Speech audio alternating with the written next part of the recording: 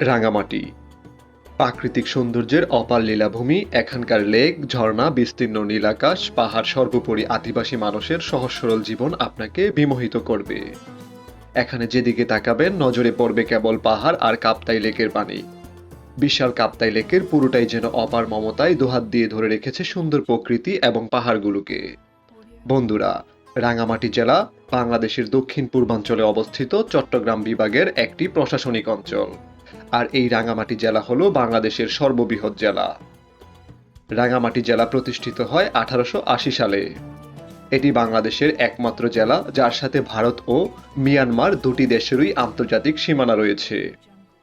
আর আমাদের মহান মুক্তিযুদ্ধের সময় এই রাঙামাটি জেলা ছিল 1 নং সেক্টরের অধীনে। রাঙামাটি জেলায় ঝুম পদ্ধতিতে পাহাড়ে চাষাবাদ হয়ে থাকে। এ জেলায় উৎপাদিত প্রধান শস্যগুলো হলো ধান, পাট, আলু, তুলা, ভুট্টা, সরিষা।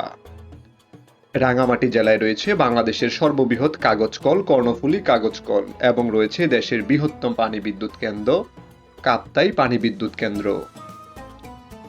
রাঙামাটি জেলা 10টি উপজেলা, 12টি থানা, 2টি পৌরসভা, 50টি ইউনিয়ন এবং 1347টি গ্রাম এবং একটি সংসদীয় আসন রয়েছে এই রাঙামাটিতে।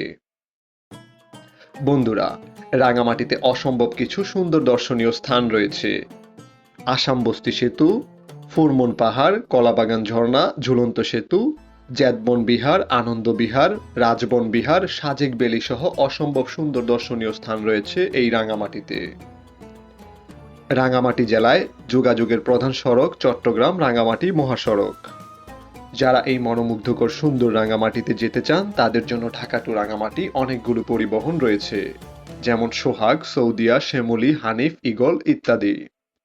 বন্ধুরা, আপনি কল্যাণপুর, কলাবাগান বা সায়দাবাদ থেকে রওনা হতে পারেন। ভাড়া নন এসি 600 থেকে 650 টাকা, এসি 800 থেকে 1000 টাকা। তবে মনে রাখবেন, সময় ও ভ্রমণের দিন সঠিক ব্যবহার করা উচিত, আর রাতে রওনা হওয়াই ভালো। যদি আপনি রাত 9টা থেকে 10টার সময় রওনা দেন তবে খুব ভোরে 6টা থেকে 7টায় পৌঁছে যাবেন রাঙামাটিতে। এতে আপনার মূল্যবান একটি দিন বেঁচে যাবে। পৌঁছে তো গেলেন, এবার থাকার পালা। রাঙামাটিতে পুরাতন বাস স্ট্যান্ড ও রিজার্ভ বাজার এলাকায় বেশ কিছু হোটেল রয়েছে।